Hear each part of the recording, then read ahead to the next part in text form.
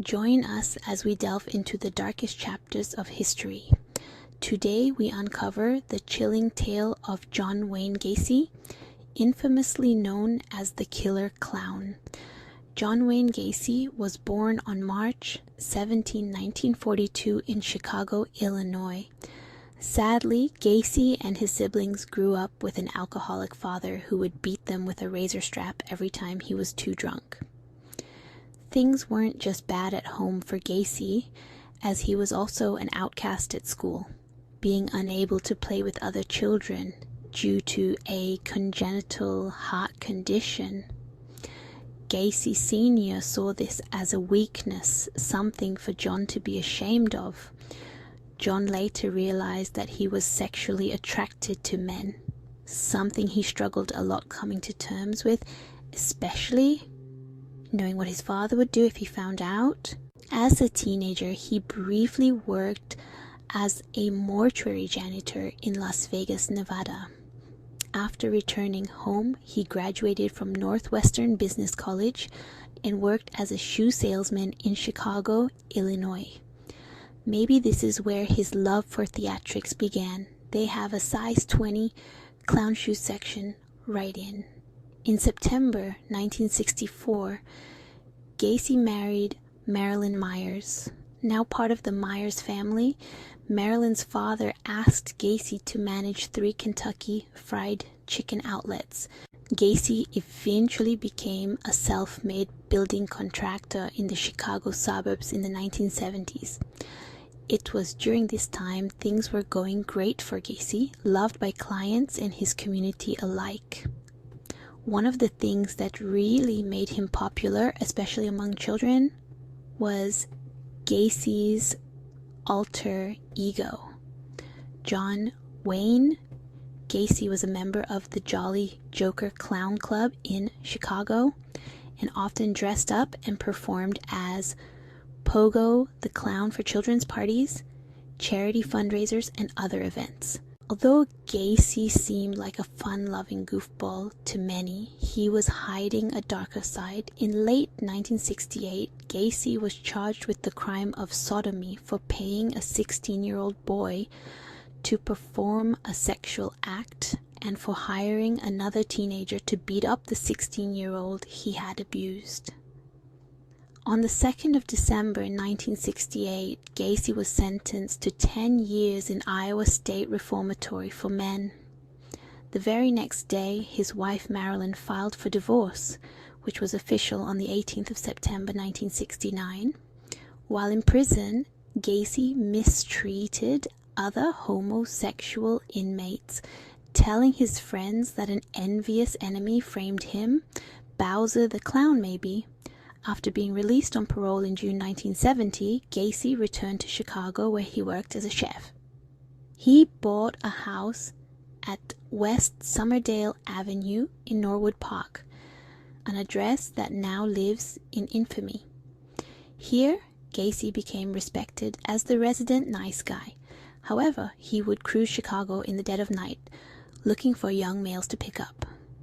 Eventually, this led to him getting charges of disorderly conduct in February 1971, which were later dismissed, and charges of aggravated battery and disorderly conduct in June 1972, which never made it to trial. On the 1st of July 1972, Gacy married a divorced woman named Carol, who was unaware of his sexuality. Carol had children from a previous relationship, to whom Gacy was a good stepfather to, by all accounts. The family even held lavish themed parties and invited the entire neighborhood, as well as whatever political figures Gacy could persuade. On the 3rd of January 1972, Gacy's behavior changed, and his violent temperament, perhaps adopted from his father, got out of control. After luring a young man home for sex, Gacy stabbed him to death. This began a chain of murders fueled by his twisted sexual fantasies. His construction company often lured young men eager for work, while at the same time he would cruise gay bars to find young men. Once he persuaded them, he would take them home for sex. He would often drug his victims to make things easier, and more disturbingly, make them handcuff themselves as part of a magic trick. When they were helpless, he told them the trick is you need the key. According to the killer, most victims were strangled with the device Gacy called the rope trick. Yep, absolutely horrendous. In 1975, Gacy joined Chicago Democratic politics, becoming Secretary-Treasurer for the Norwood Park Street Lighting Commission. With this new role, Gacy began making public appearances as Pogo the Clown and ran large public parades. He was even photographed with First Lady Rosalind Carter, President Jimmy Carter's wife. Gacy used his construction company to dispose of 30 bodies, burying them on his own land, especially in the crawl space beneath his house. Gacy would brush off complaints about an awful smell, blaming the crawl space's dampness. He must have had a way with words, because convincing people that rotting corpses were just a bit of damp is no easy feat. With that being said, when Robert Pist, a 15-year-old boy from nearby Des Plaines, disappeared on the 11th of December 1978, witnesses reported that he was last seen with John Wayne Gacy. After a lengthy investigation, police discovered several holes with human remains in the crawl space beneath the house. Caught red-handed, the killer clown confessed to the murders of about 30 people. At first, Gacy cooperated with the investigation, drawing a map of all the graves. Afterwards, however, he pleaded not guilty by reason of insanity, and even hinted that he had shared the house with others who may have killed a few of the victims. Sure, John. I'm sure everyone believed that one.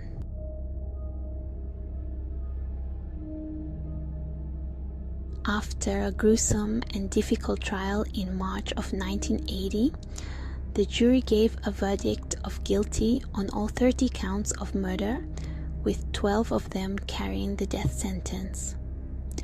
Over the years, people have speculated that Gacy was responsible for far more people. They found with 8 of his poor victims never being identified.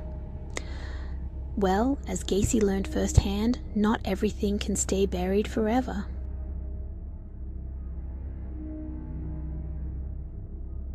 In 2011, authorities exhumed the remains of the other 7 victims, buried without police knowing who they were.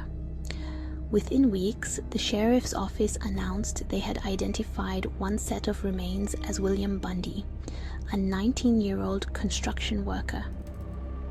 In 2017, one of the unidentified men, known simply as victim number 24, was identified as 16-year-old James Jimmy Byron Hackinson. In 1976, Hackinson had left his home in St. Paul, Minnesota, and traveled to Chicago to begin a new life in the city.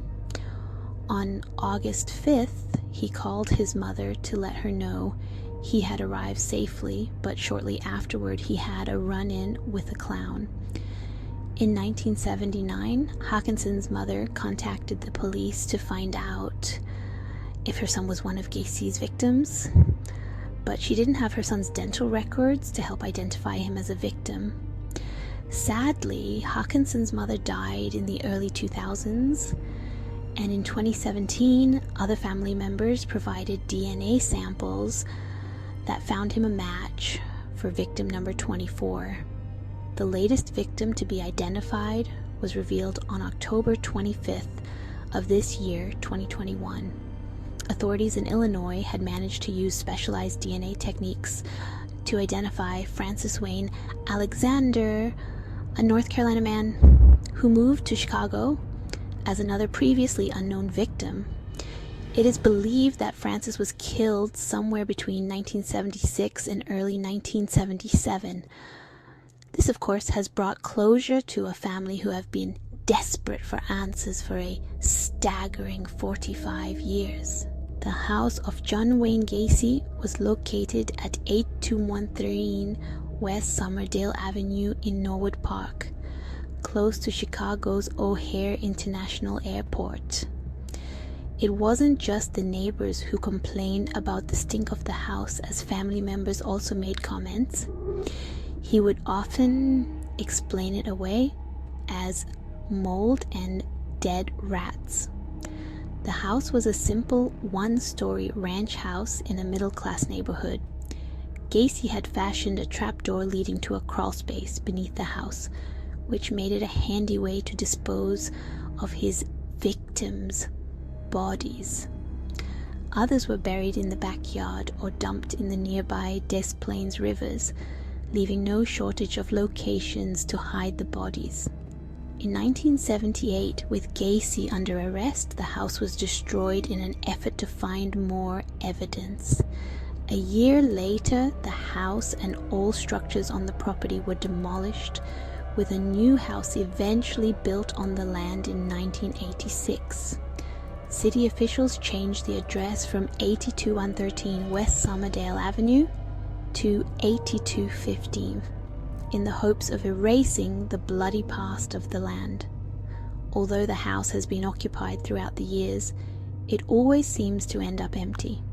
In October 2020, the house was up for sale again for nearly $500,000 and even had its price slashed 3 times to attract new buyers.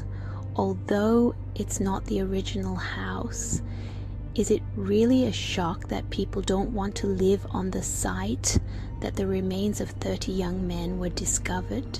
Gacy's trial began on February 6, 1980, with Gacy already confessing to all of his murders. The only thing left to do was to determine if he was insane. Gacy had told police that he had committed the murders while taken over by his alternate personality. Mental health professionals argued about Gacy's sanity, but it was the jury that finally found him guilty, establishing him as one of the most brutal serial killers in U.S. history. He was eventually sentenced to 12 death sentences as well as 21 life sentences. John Wayne Gacy was locked up at the Menard Correctional Center in Illinois for almost a decade and a half, appealing his sentence and giving a number of contradicting stories about his murders during interviews. Despite his best efforts, he was eventually given an execution date. On May 10, 1994, John Wayne Gacy was strapped to the bed in full view of witnesses and administered a fatal injection.